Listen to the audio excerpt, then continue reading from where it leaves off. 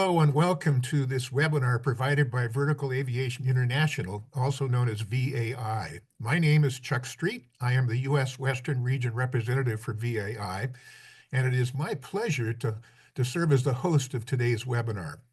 Today's program will spotlight the plight of 18 skilled helicopter pilots who served in the Air Force of Afghanistan prior to the takeover of the country by the Taliban. Their stories are truly compelling. Later on in the program, you will have an opportunity to ask your own questions. All you have to do is simply click on the Q&A function at the bottom of your screen and type in your question. So let's get started. Let me just quickly read this overview because I think it sets the tone and the context of what we're going to be discussing today. In August of 2021, the U.S. withdrawal from Afghanistan led to a significant number of Afghan nationals fleeing Taliban control. Among them were 18 highly skilled helicopter pilots formerly part of the Afghan Air Force and trained under U.S. military contracts. These pilots, now refugees in the U.S., face substantial challenges in transitioning to the American aviation sector due to the loss of critical documents during their escape. Now, to our guest today, first off, is Randy Rowles, a veteran FAA examiner. That means he's the DPE. He's also the president of the Helicopter Institute in Fort Worth, Texas. He's become a pivotal figure in aiding these pilots. With nearly 3 decades of experience in aviation and a background in special operations training, Randy is dedicated to helping these Afghan pilots gain FAA certification to fly commercially in the U.S. Our special guest is Nasrat. He's from Afghanistan. He's the former Afghanistan Air Force pilot, and we will be talking with him in just a few seconds. So welcome, Randy and Nasrat, to the webinar. Hey, Chuck, how you doing? Pretty good. It's great to be here with both of you. Good to see you. I'd say let's talk a little bit about these last days of the U.S. involvement in Afghanistan. It's my understanding that it was necessary to disable the helicopters before the Taliban took control. What was that like?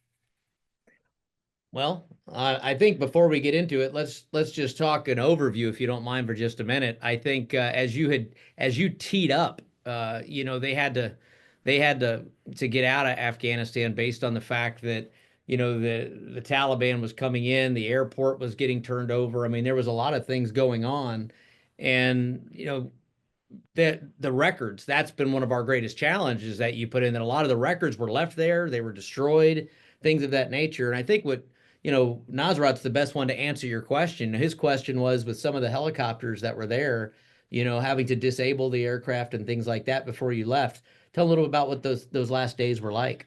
Yes, sir. I'm glad being here. And those last days, it was not expected. And what happens that it was that all at once the capital collapsed and the Taliban came inside, and they rushed inside the airport. We were at the airport, and the civilian people rushed inside the airport, but with them the Taliban was also. So we were still in uniforms. We had to change and destroy our documents, and we got out of the airport by the time that the U.S. Air Forces, and they took control back of they took back the control of the airport and pulled out the civilian people. Although, so we went back out of the airport, and then we were unable to get back inside, and we left behind, and all of the documents that we had, we lost them. So you can see, Chuck, that's what we've been talking about. It was a fast move. I think at the end of the day, the Taliban was on the other side of the airport, right? And so that one of the questions he had asked was on the helicopters. What damage had to be done to the helicopters to make sure they were destroyed and unusable? Yes, sir. And after that, they pulled out the civilian people, and the Taliban, all the military people that were there, the U.S. forces, they destroyed all the aircrafts that were there. So they were not of use anymore. And yes. So obviously you didn't want those helicopters to become used by the Taliban for their purposes. So you had to disable them before you left the country. Now, so the U.S. military is withdrawing from Afghanistan. Obviously, it was very imperative that a plan come together for you and your fellow pilots to escape from the country. Now, not only did you and your former Afghan Air Force pilot colleagues need to exit the country, but also you needed to plan for the departure of your family members too. Of course, this made things even more complicated. Can you share what you can about that process? Some of this is still top secret, and it sounds like you had to leave almost all of your possessions behind. Could you talk about that? Yes, sir. So it was difficult. We were hiding after the collapse of the government, and uh, by the help of our mentor, I did my training back in 2017 and 2018, my pilot training in United Arab Emirates. And our mentor, his name is James Papp. He was a U.S. Air Force retired Apache instructor pilot. And we were in contact with them and our advisors. Our advisors filed our cases, and then with the help of Mr. James Papp, we got out of the country. We fled to Pakistan, and there we got introduced to an organization called ARRG, Afghan Resettlement Refugee Group, and they were helping us with our case progress and also with our housing, and we finally got here. It wasn't easy. That was a lot of work. And he makes it sound almost like, it was an organized structure, but the fact is the people that were involved were amazing, and the time and working within, in his case, the government with Pakistan, and they have people that were working in there, Chuck, that were having to piecemeal this approval, right? It was not just a one thing. It was this had to work, and this had to work, and this had to work, and they didn't get out. You guys were like 1, 2 people at a time, correct? Yes, sir. Yeah. So it was onesie twosies as to how they could make this happen and get out of the country. I understand Catholic Charities was also involved in this process. Yeah, that's correct. Yeah, Catholic Charities is really a key component when we got them back, got them into the United States. Catholic Charities stepped in, and a lot of the housing and the living elements of what we were trying to do when they got here, Catholic Charities was, I guess they were the key component to that. Okay. We wanted to give them credit for what they've done in this process. So Nasrat, are you married? No, sir, I'm single. Okay, but some of your colleagues are married, right? And you had to get their families out, so that had to be pretty challenging. Yes, sir, they are married, and it's pretty challenging. Yeah. So your leaving Afghanistan, your birthplace, had to be very difficult because you were leaving a life behind that you knew. Many of your friends are still in Afghanistan. Are you able to communicate with them from the United States? Yes, sir, I'm able to communicate with them, but not as normal for them. It's not easy even communicating with them. For them, it's not easy. I would assume that if the Taliban leadership found out that they were communicating with you, that their lives could be in danger, right? Yes, sir. Yeah. They are looking for them, and they're looking for them. Yes, sir. Yeah. Their Yeah. lives in danger. That's got to be terrifying. Now, before we get further into this conversation, can you talk about the kind of helicopters you were flying previously in Afghanistan? Yes, sir. So I started my basic trainings back in United Arab Emirates. I did my all trainings back there in Bell 206 helicopter, and went back to Afghanistan. I started doing missions in MD-530F Little Bird, and I was flying that. Okay. And I talked to his instructor, Chuck, and his instructor said that quite good in that MD 530. They did exactly what it was designed to do in an armed role, and so I got good feedback for the folks out there. And to be honest with you, you know, Nazrat, he'll tell you more about the FAA certification stuff, and we'll talk about that. But it displayed very, very well with their instructors here as to the how good of what they did there. I mean, the flying skills are pretty darn good. You had a good time here, so that was great. Well, that's an amazing aircraft, that's for sure. It's really a very responsive helicopter, that's for sure. So my next question is for you, Randy. How did you and the Helicopter Institute get connected with these 18 pilots? Well, that's a great question. First thing, I couldn't be happier that it happened.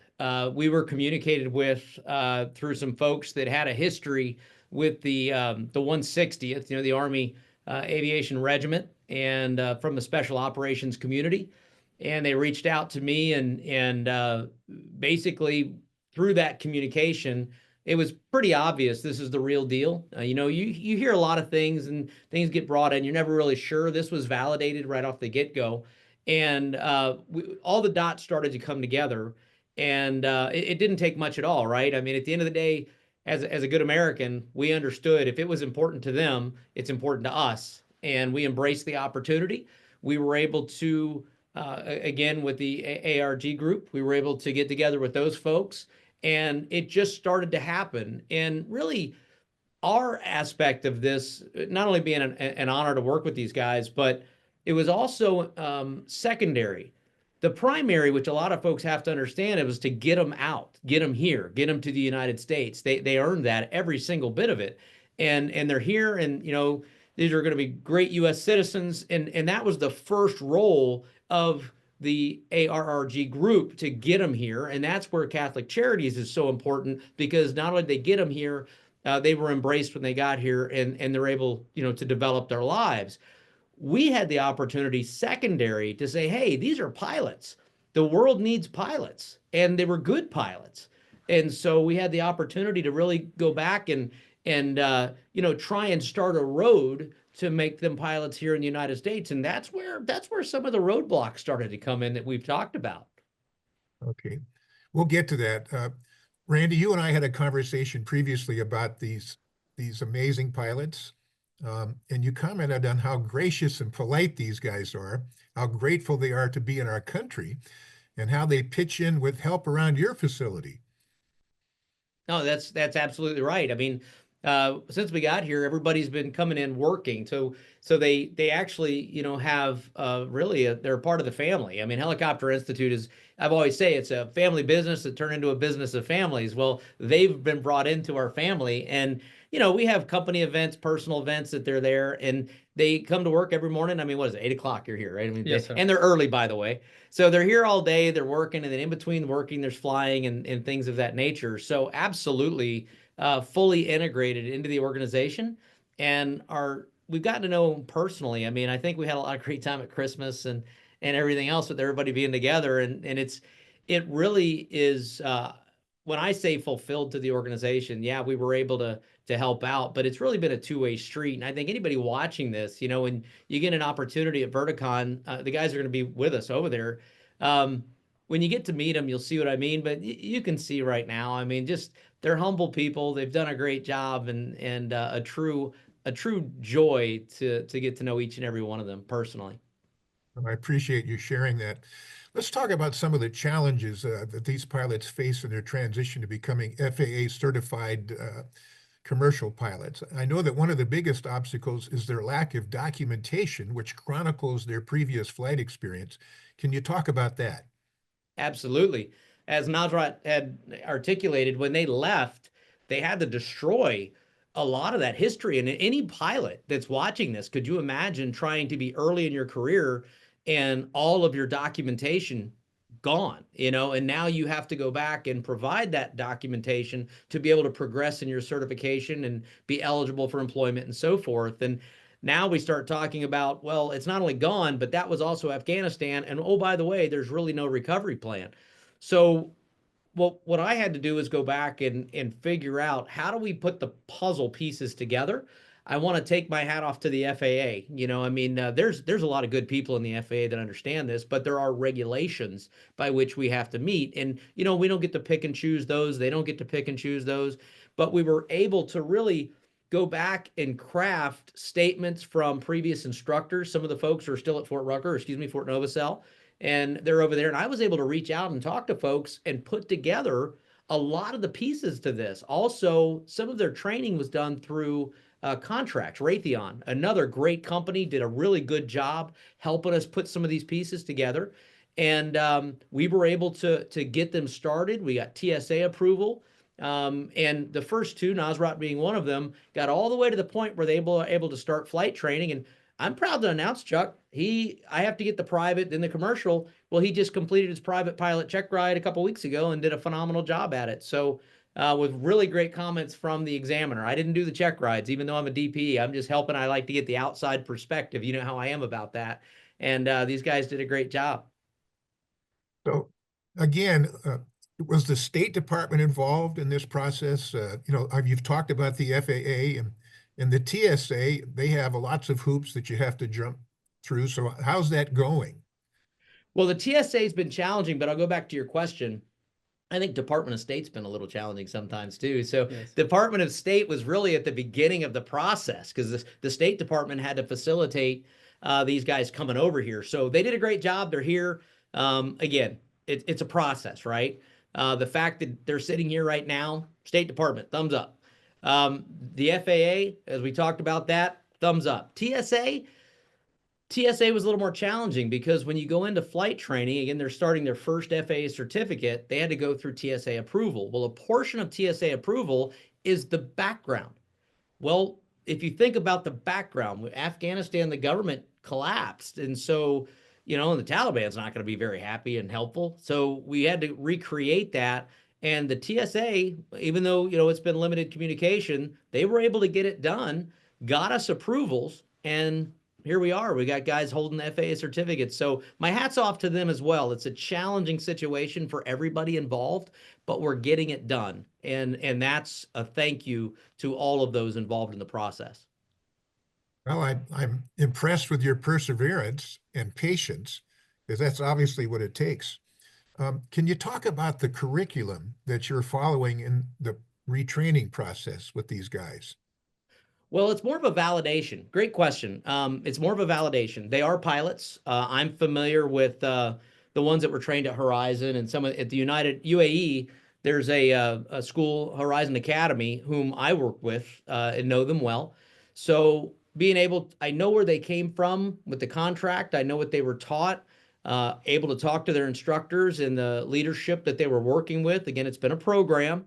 From that, we just took our program, our 141 program, the FAA approved course, and we weren't able to take their credit into it. So it was better to keep them out of that program, but we treated them the same way. So we did it as a Part 61 certification, but we were able to do a curriculum to validate their knowledge.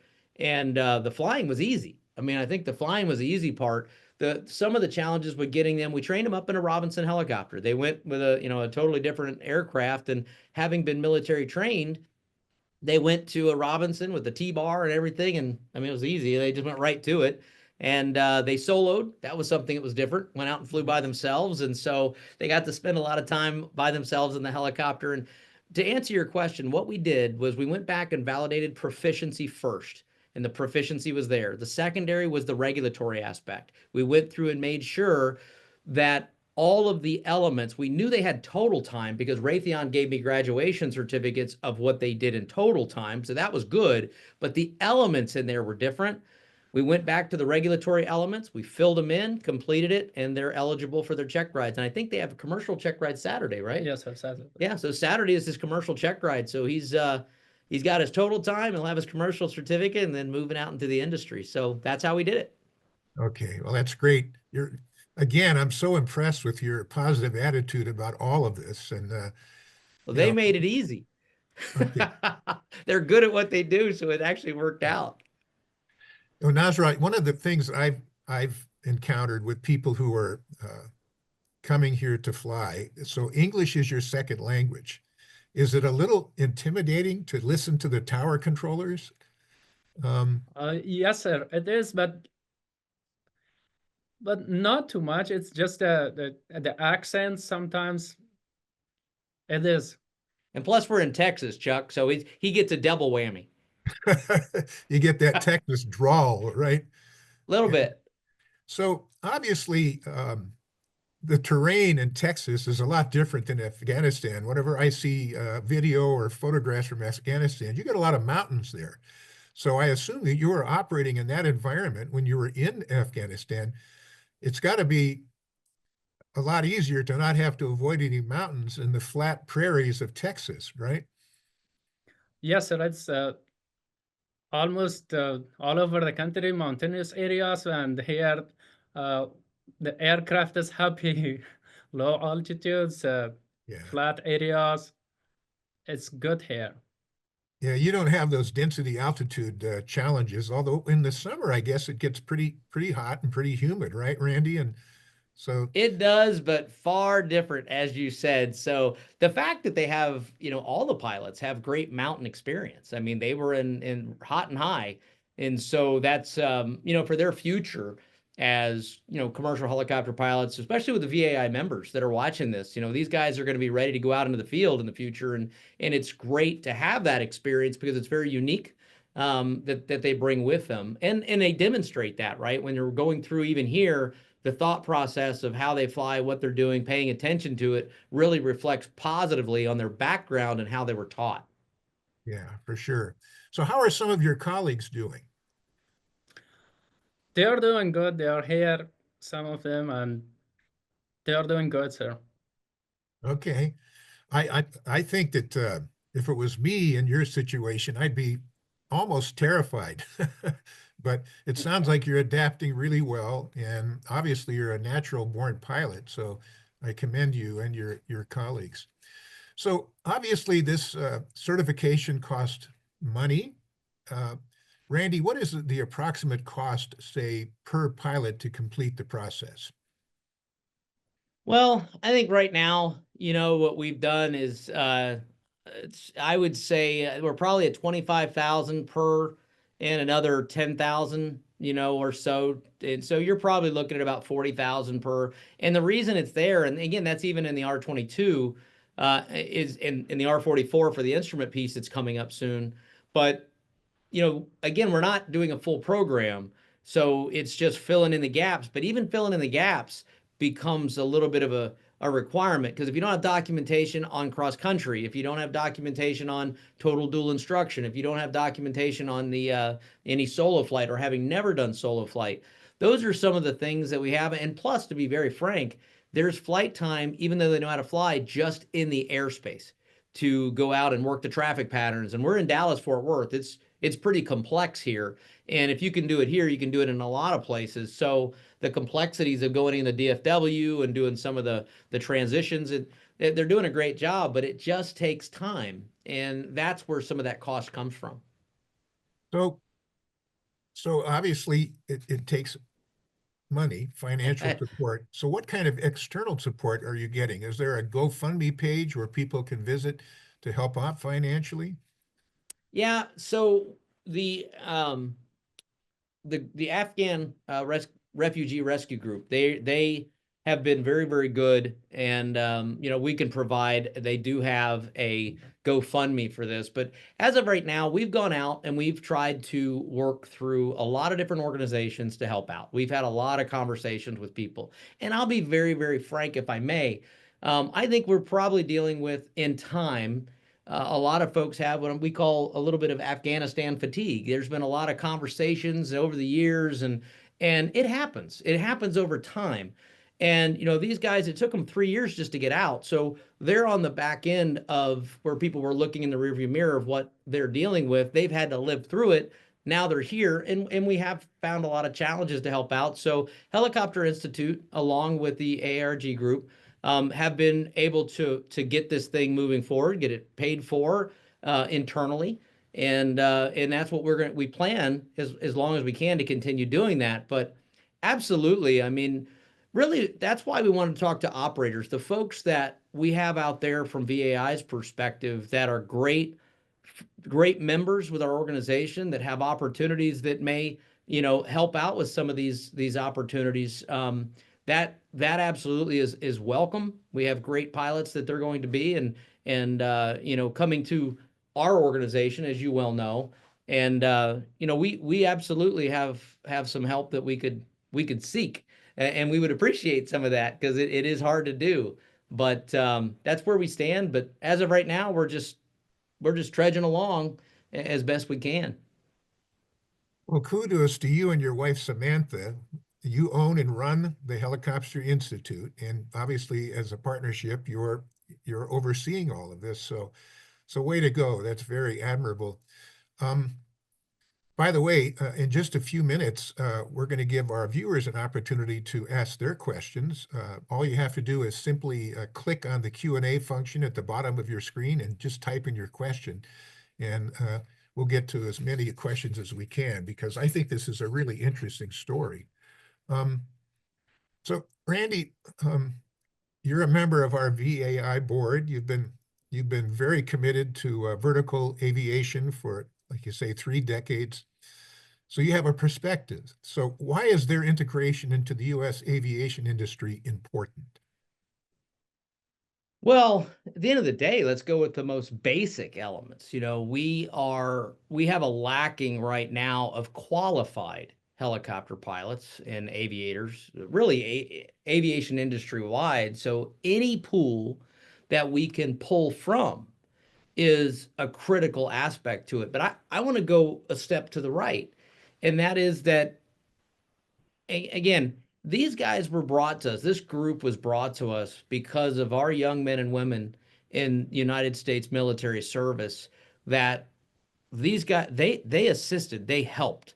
They when guys were in contact and they get called out, they brought, little birds out and they engaged the bad guys. And when we had people, and we had a lot of these pilots were Black Hawk pilots, and a couple guys were Mi-17 pilots. So it wasn't just little bird work that they did. They went out, and when we had guys that were hurt, injured, they removed them off the battlefield. I mean, this is the role they played. And when the folks in our military from the Special Operations Division reached out to me and said, "Hey, Randy, the guys we're dealing with are the real deal. We can vouch for them for this." That was the first thing for me, Chuck. That was the first thing, is that absolutely they've earned that right to be here as part of our great United States. And they did that because they took care of us. And to me, I take that very personal. So that's the first phase. The second phase is there another pool of qualified aviators that we can get out there and help our operators. And I think that's our role at VAI. Our VAI role is to support the vertical lift industry. We don't do it with just pilots. We do it with all aspects of vertical lift. So I don't believe there's a myopic element to our organization. There's not to mine, there's not to VAI. We have a very broad spectrum of what we're going to bring to bear to the vertical lift industry, hence the name change. I mean, we're not just in helicopters anymore. We're looking at any vertical lift aspect. And so to answer the question, long answer, I apologize. From my personal aspect in the industry and that I see of the organization, the role that these guys play is a key component to the success of vertical lift, no matter how we plug them in, because nothing's to say that they're going to stay in, the United States forever. I mean, there might be options. As we know, the vertical lift industry is a global industry. And as we reach out throughout the globe as our organization and we have the touch points, we're able to improve safety. We're able to provide different optics to other emerging and technologies that occur around the globe. So I think it's a hard singular answer for me to give you, as you can tell. I'm just happy that we have some good folks to go out and plug into the industry wherever they might end up. So how would a vertical lift organization get in touch with these guys? I assume you're putting together resumes. They certainly have a compelling story, and they certainly have a variety of experience, especially flying in the mountains. How can they get in touch with these guys? Well, absolutely. I mean, right now, I think the first line of defense is Helicopter Institute. You know, Yes, you sir. can reach out to me personally. Anybody who wants to reach Randy Rowles, absolutely. And just to put it out there, Randy at helicopterinstitute.com. Real easy. Randy at helicopterinstitute.com. But if you call the office, ask for me, we can have the conversation. We do have some things we have to do first, and that is get their certification done. And if folks are interested in helping out or want to have that conversation, that absolutely is welcome. We appreciate it. The group appreciates it. If they can fill a niche with something, that's fantastic. The second piece of that, Chuck, is going to be Verticon 2025. We're here. We're going to be there. They're going to be at the booth, you know, in force and meeting folks and being able to shake hands and really have those conversations as they move forward. So any of our members that are going to be at Verticon and want to sit down and visit and have conversations, they'll be there as well. So there's absolutely no secrets how to get communication with them. They just run through us because it's the easiest form of communication to get with them, and we'll go from there. Okay. All right. Well, certainly looking forward to Verticon, and I look forward to shaking your hand, Nazrat. That's for sure. Before we go to questions from our viewers, let's talk a little more about the Helicopter Institute. Innovation seems to be a cornerstone of your business model, particularly with the use of simulation technology. Can you discuss how incorporating technologies like VR has transformed the training you provide? Absolutely. First, you know, I believe that the virtual reality and the virtual reality world, and as we get into mixed reality and things of that nature, I absolutely embrace it. Anything that can immerse an immersion experience of aviators and training into that world, that's a key component. Now, it's harder on me when I go and get in VR because I'll be honest with you, it's not something I did. And I think as we bring in the younger aviators, I don't want to speak for you, Chuck, but you might understand what I'm saying there. I It's understand. hard to put them on and go fly, and it's just it's something different. But the younger crew, and as we're bringing them in, when I younger, I mean, you know, the generations that were introduced to this type of technology earlier, they adapt to it very, very well. And so our job as training providers are to, one, quality of training, absolutely a key component. And of course, beyond that is safety. The nice thing about the VR world and training is that the worst thing that can happen is you'll, you know, fall out of the machine when you get out of it. But that's about it. You know, it's a safe way to train. The quality of training is there, and it translates almost one-to-one directly to the aircraft. I mean, even these guys, they're in it all the time. So I'm able to introduce different parts of the country, different traffic patterns. We use VR not just for training, though. I will take new pilots that'll do tours in the local area of Dallas. And because of the graphics and how accurate it is, we can go in and introduce tours to our pilots in different areas, airspace issues, when to say what, where it is, timing of the tour. Charter pilots, they want to fly a new route if there's something specific to airspace. We do that in the VR. And it works very, very well because a lot of the things that we fly with are actually graphically displayed in that technology. So again, another long answer. I love it. I don't think it's a silver bullet. Absolutely not. But it is another tool in the toolbox in our training world to be able to get a really robust, qualified aviator coming out of the training program. I guess for the young people, it's kind of like a video game, right? It's Yeah. it's something. Yeah, absolutely. It's not just that way for the younger kids. It's also, you know, for the older people too. You get in there, you just go have a good time. I'll tell you something that's funny real quick on the VR. It's the one thing that I've seen any pilot, I can put on the goggles, they can get in it and they can fly the helicopter just like they would in the actual aircraft. They pick up on it very quickly. And the reason is their eye line, where they look. If somebody likes to look at the toe of the aircraft when they pick up, they can look at the toe. If they want to look in front of them, they want to look because you have the whole world around you, and people take up their natural tendencies and they adapt it to the VR world very quickly. So that's one of the reasons we've embraced it and seen a success. Well, obviously, you're in the middle of all of that. This technology is evolving. Where do you see this going? Take a look into your crystal ball. I mean, it's amazing. Well, I appreciate that. You know, one of the things I found good partners, Chuck, and just to name a few, but you know, you have the high fidelity of the folks like you talk about flight safety, what they build, and you look at Frasca that's now working with them, and look at Introl and other big companies that developed a simulation. However, I really like talking to folks, Precision Flight Control out in Sacramento, California, Mike Altman and his group. Scott Terrell, it was FAA Accident Investigation. He has been helping me develop on data. How do we look at these things? And when I can walk into a company and say, here is my challenge, right? Here's my challenge, and this is what I want to do. And they don't look at me first by saying how expensive it's going to be. They listen to the idea. And Mike and his group, Chris Ryan in Australia with Ryan Aerospace, they've taken an approach that they know that this is a pay-to-play game. That's what aviation is. But they take the approach, they're listening to the challenge, and they're adapting some of this technology into things that we need. So my crystal ball is that it's going to continue to evolve. People, and it's interesting also, we're also seeing people that don't have aviation backgrounds that are engaged in some of this technology development, so they don't understand the box. They don't understand what that box should look like. And so when they go out in right field or left field and they do something that you and I are going, that doesn't make a lot of sense, doesn't mean they're wrong.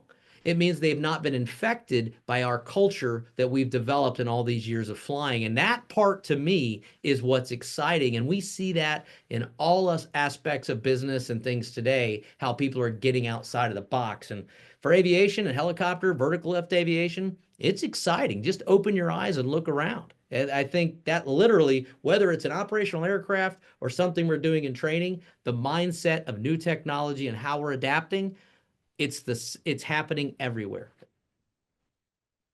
Well, let's take some questions from our viewers. Again, if you're watching this right now live, you can ask a question. You simply click on the Q&A function at the bottom of your screen and type your question in. We'll get to as many of these questions as we can.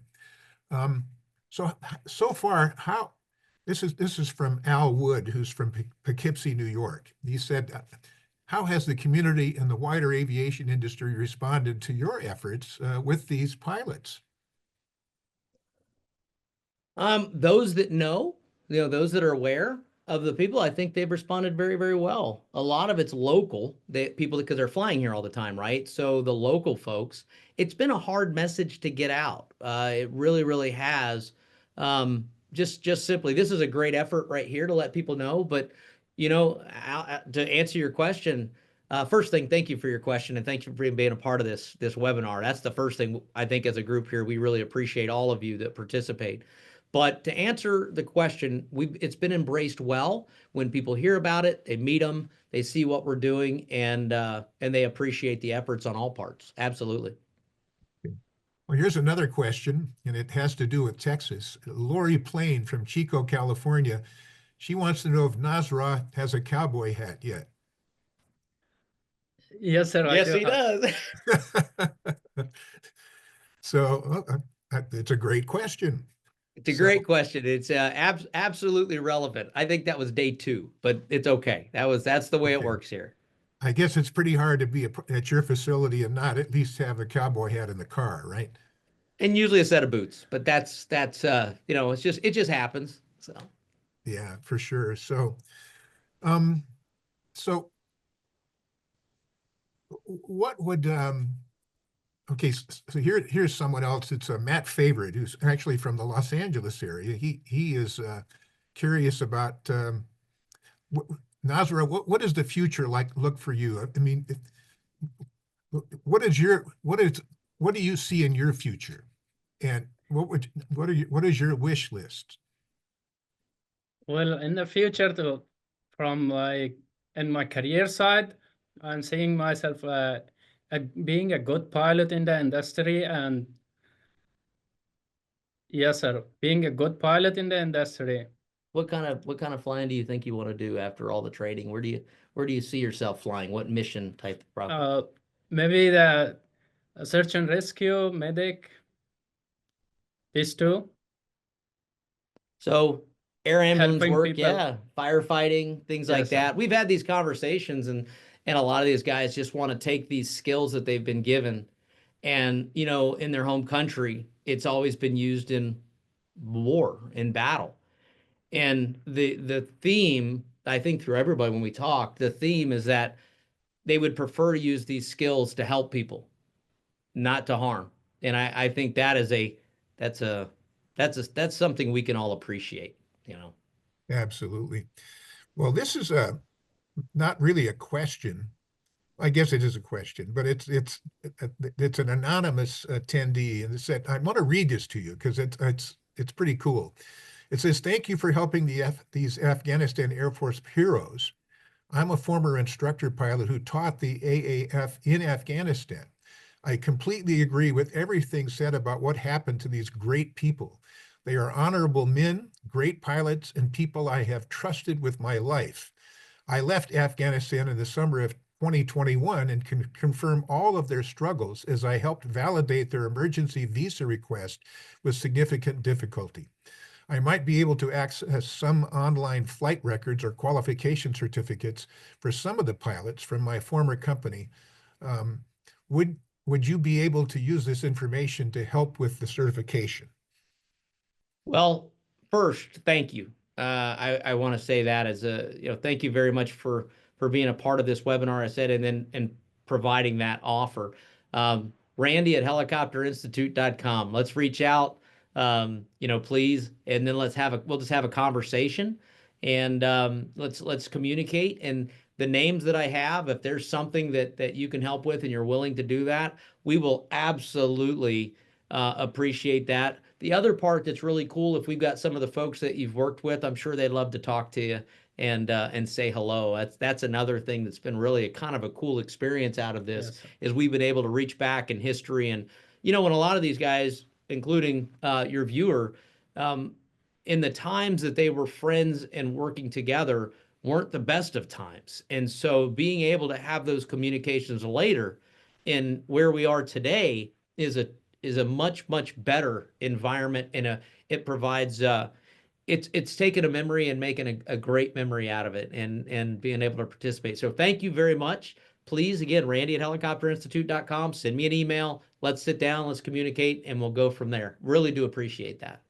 Okay. So Nasra, do you see yourself getting qualified in one of these electric powered vertical takeoff and landing craft, the VTOLs? Yes, sir. Yes. That's good. I remember when I first became aware of them, I didn't know whether to fear them or embrace them, but I'm embracing them because, it's exciting. It's exciting technology, and the people I've met in that sector are so smart, and they have their own vernacular and all of it. And again, it adds some freshness to our industry. I think that's all the time we have for our questions right now. Anything else you wanted to say, Randy, as we conclude here? Well, I'm going to open the floor to Nazrat. Would you like to talk to these folks a little bit and just thank them and talk to them about yourself? Go ahead. It's all yours. Yes, sir. Well, first of all, I cannot express how I'm grateful for these great people who helped us and are helping us, and for those people who are watching. And if you think that you can help, please reach out to Mr. Randy's email that he said, and I would like to thank you all. Okay. Well, Chuck, I'll also say that I appreciate the fact that, the guys that we know in this industry reached out to me. And I've already thanked a lot of different organizations, but, I really want to go back and say that this community that we're a part of has been amazing.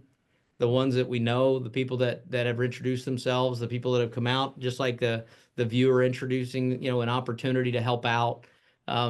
Somebody earlier, one of the questions was, how has it been embraced by the industry? And then a later question is, hey, I was one of them over there. I'm happy to help. So if you tie those two things together, that is a consistent message that's been going on here. And to you, Chuck, I want to say thank you to you, because you brought this in, and you guys found interest, and you really, and everybody behind that camera, all the guys back there that are working through this stuff that make these webinars work. We really want to say how much we appreciate the opportunity to go out to the membership and, to other folks beyond that as this thing gets put out and recorded. Thank you for the opportunity to assist. I can tell you that from our perspective, it's very heartwarming to us to be able to do it for them. And also the fact that you're willing to help out says a lot about the world we live in. So thank you all. You know, as I've listened to your stories, which are truly inspiring, I remember attending a seminar a few years ago, and the speaker was a guy named Zig Ziglar, who he said something that really resonated with me, and that is, he said that immigrants are 4 times more likely to succeed in our country because they appreciate the opportunities and the freedom to pursue those opportunities. So it seems like that same attitude is present with Nasra. And again, welcome to our country. Good luck to you uh, with your career and future family connections and all of that. This has been very interesting. So that's all we have today. Thank you so much for joining us, those of you who are viewers. And please spread the word about these amazing Afghan pilots. They will appreciate not only your support, but perhaps your prayers. Randy and Abdul, Nasra, thank you for sharing your stories today. We're rooting for your continued success.